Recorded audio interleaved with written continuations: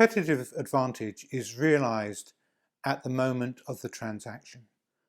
When a transaction happens, what we're observing is the fact that at that moment in time, one company had competitive advantage over every other company, and indeed over the option the consumer had of not making a purchase at all. And so we think of competitive advantage as the ability of a firm to engage in profitable transactions. And when we think about that, it really involves two major components. Firstly is the things under the firm's control, right? The things that the firm chooses to do in order to engage in those transactions. Everything from deciding which business to be in, to deciding how to compete in that business, to developing resources and capabilities to be able to put a product or service in front of the consumer to entice the consumer to make that purchase. But the firm, in doing all of those things, is doing things in an environment, right? It's doing things in a competitive environment. So we think about all of the different aspects of that environment that makes up the conditions under which the consumer is making that choice to make a purchase. The five forces model focuses not on the firm, but it focuses on that environment. And it's really focused on giving us a good sense of the munificence of that environment, like how conducive is that environment to allow firms in a particular industry to engage in those profitable transactions. So it's really giving an assessment of how conducive an environment is to a particular industry and for profitability within that industry. And this five forces model, developed by Michael Porter and often called Porter's five forces, consists of five different elements. Firstly is the power of suppliers or sellers into the industry. Secondly, it's thinking about the power of the buyers of that industry, the consumers of that industry, and as we'll see, the forces that determine the power of suppliers and the power of buyers are really the opposite to one another. Then we have the threat of substitutes for that industry, the things that other industries produce that may substitute for the products or services of that particular industry. Fourthly is the threat of new entrants into the industry, and fifthly is the rivalry, the dynamics of the rivalry within the industry. So let's think about all those different five forces, and we'll use a consistent example as we talk about these five forces. One of the cases that's often used in discussing the five forces model is the soft drink industry, because it's an industry that most people are familiar with. A lot of people are consumers of that industry, and people can have a strong sense of what that industry is like. So let's think first of the suppliers. So you've got the players in the industry, right? So Coca-Cola, PepsiCo, these other players in the soft drink industry, and we think about who the suppliers are and whether or not they have power over the competitors in that industry. Well, what do these people buy? What does Coca-Cola buy? It's buying ingredients. It's buying just really sort of basic ingredients which go into making up the concentrate that they produce. And so we think of what makes a powerful supplier, right? A powerful supplier is one where the company really has to buy from, right? If you have no choice, that you need a specific ingredient into your concentrate, or you need something that is very specialized and there's only one place to get it. That gives a supplier a high amount of power. But conversely, if there's lots of choices of where to go for your supplies, if there's lots of different firms that you can go to, if it doesn't cost you much to switch from one supplier to another, if you can trade off suppliers against one another so that they're competing for your business, all of those things reduce the power of suppliers. And in the soft drink industry, the power of suppliers is pretty low because they're mostly buying commodity products, and so there's lots of producers to those ingredients for the concentrate, and those players are fairly small relative to the size of Coke and Pepsi and other players in that industry. So the power of suppliers is pretty low. Let's flip over the other side to the output of the industry and to the buyers, and thinking about who is buying that product. Well, the buyers are, there's several different types of buyers in the soft drink industry. One of them, the primary one, is probably the bottlers.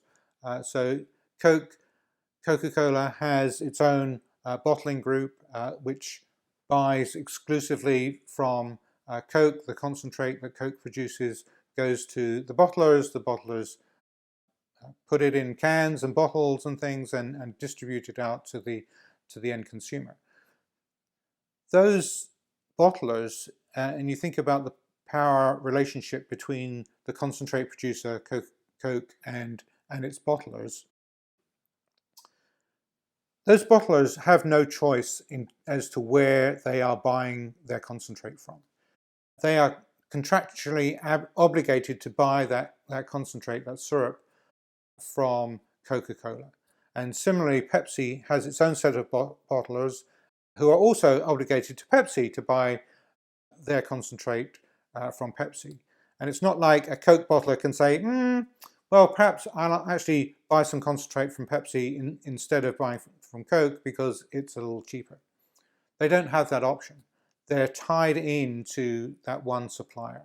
And so that gives Coke and Pepsi a lot of leverage, a lot of power over those particular suppliers. And they can ratchet the price up, but really that bottler has no choice except to buy that primary ingredient which is necessary for their business from that particular supplier. So that gives Coke, Pepsi, and the other concentrate producers a great deal of power over their bottlers. However, there are also other people that they're selling to, right? So they're selling to big fountain accounts, big restaurant chains, and even kind of smaller, different restaurant chains, or maybe wholesalers who buy concentrate and then sell them on to smaller restaurants. Here, there's a bit more of a power balance between the buyers and the firms in the industry. And indeed, what you see is that Coke and Pepsi both go out trying to get those contracts, right? So they'll spend a lot of time, energy, and money trying to get exclusive contracts with a big restaurant chain or with a sports stadium or even a college campus. And so in that instance, a lot of that power in that negotiation goes to the buyer, because that buyer at that moment when they're entering into that agreement with Coke or Pepsi can trade off and make Coke and Pepsi compete with one another for price and for service for those soft drinks. Then let's kind of skip ahead to kind of think about the ultimate consumer of the drink, right? The person, the individual who drinks those drinks. Because although Coke and Pepsi are selling to bottlers and stadiums, ultimately that end consumer is the person who's creating the demand, right? Who's making that choice of product. And so how do Coke and Pepsi kind of think about those consumers and get power over those consumers? Well, they do that largely through branding, and they create this consumer loyalty such that the end consumer often has a very strong preference for either Coke or for Pepsi, and they will only then buy the products of that one firm. And so if you're a consumer and you don't really care which soft drinks you consume, what brand it is, then you actually have quite a bit of power at that end consumption point as you're making that transaction, because you may go into a supermarket or convenience store to buy your soft drink, and you may be swayed by a very relatively small price difference. But Coke and Pepsi have spent a lot of time, energy, and money over decades building brand loyalty to their drinks. And so when you have quite a large proportion of the customers have a strong preference and will only buy that one brand, and so the power of the buyers in that case is very low. Let's look into substitute products, and so the threat of substitutes into the industry. Well, there are lots of substitutes for soft drinks, right? There are lots of other beverages that we consume, even taking water out of a tap. And so there is quite a large number of substitutes for the soft drink companies. And so what you've seen is these soft drink companies have over time expanded their range to try and cover as many as those different potential substitutes that are out there for consumers. So both Coke and Pepsi have branched out into juices, teas, many other different types of beverages to cover the bases, if you like, so that a consumer has to drink something, right? We all have to drink some sort of liquid to survive. And so Coke and Pepsi are trying to cover as much of that landscape as possible. Let's turn now to think about the threat of new entrants into the industry.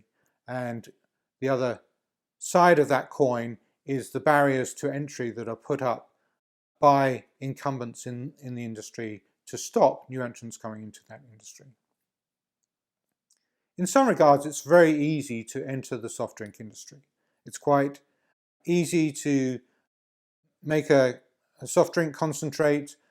You can, with perhaps one plant, you can supply any number of bottlers. You may even need, maybe one plant could theoretically cover the whole country in terms of producing a soft drink.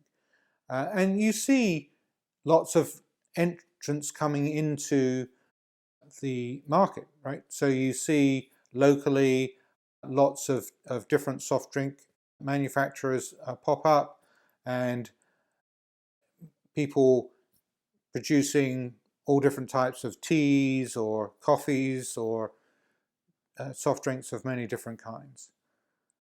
But are those companies able to engage in profitable transactions into the business? While this is a very attractive industry, and so lots of people may start and try to enter the industry, can they really be successful? And what makes it difficult in this industry, and one of the big barriers to entry into this industry, is not just the simple costs of entering the industry, but to be able to gain any significant share in the industry is very difficult, right? It's easy to enter, difficult to gain share.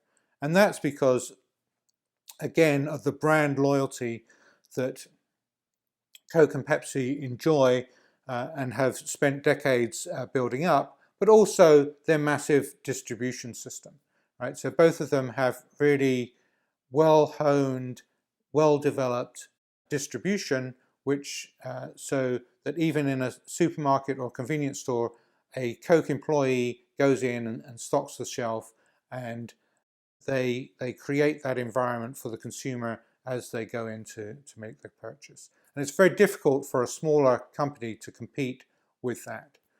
So often what we're seeing happen in this industry is that you get lots of small players entering. And if they are successful and start gaining traction, then Coke or Pepsi will acquire them and make them much bigger brands because through their distribution. So you might see a company start up regionally, get acquired by Coke or Pepsi, and then become a national or even an international brand.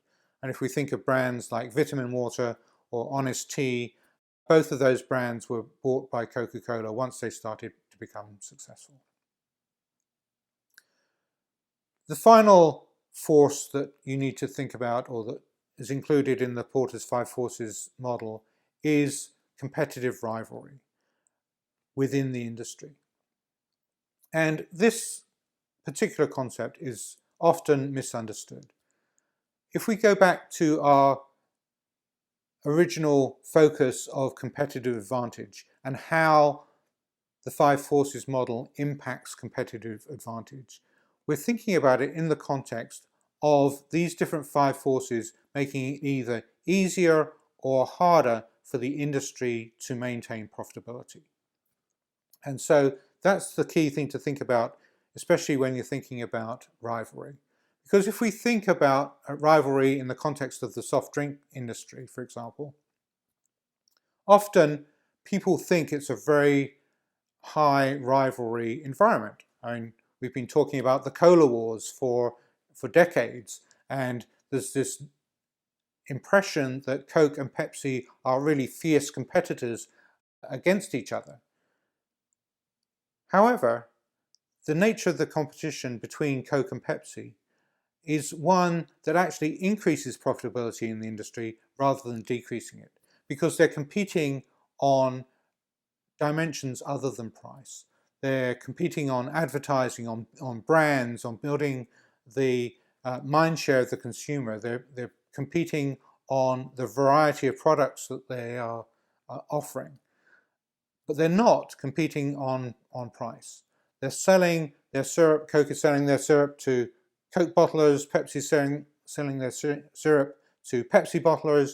They don't have to worry about competing with each other on price. Often there's very little competition in price, even at the end consumer level.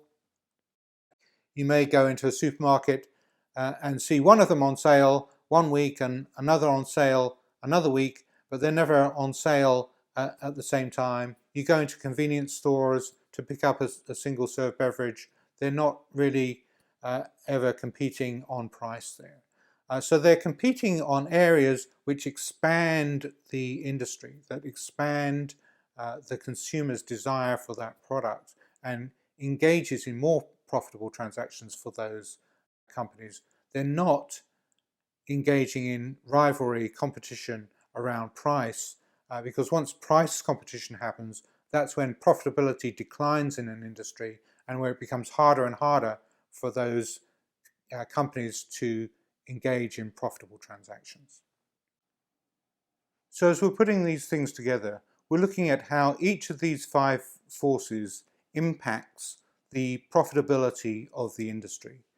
And therefore, we're looking not just at each of the forces by themselves, but how they in total impact the profitability of the industry.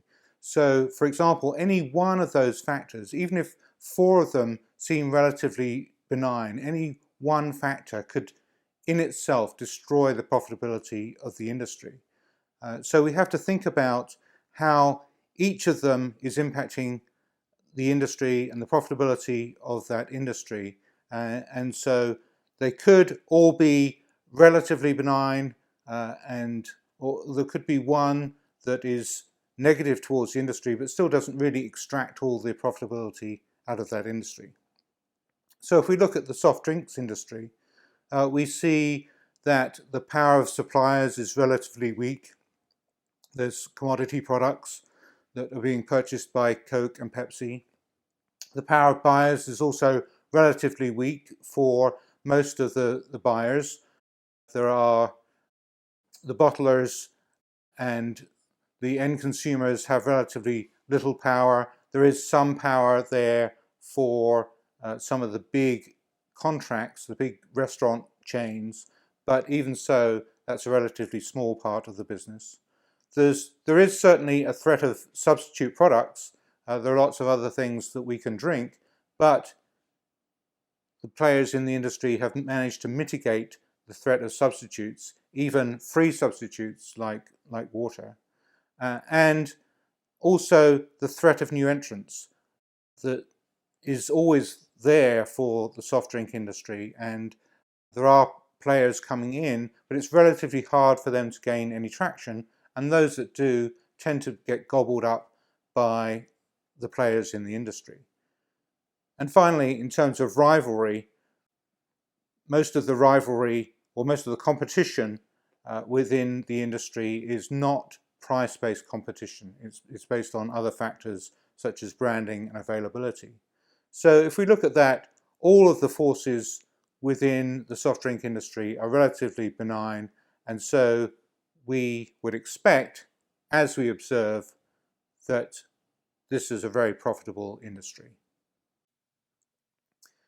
So as we're thinking about these 5 different forces then, just always bring it back to this whole notion of competitive advantage and the ability of a firm to engage in profitable transactions and to engage in those profitable transactions again and again and again. And so the 5 forces model is really not talking about the individual firm. It's not talking about how a firm decides to compete within the industry. But what it is talking about and provides great value in is giving you a good idea of the conditions of that industry and the conditions for players in the industry to engage in those profitable transactions.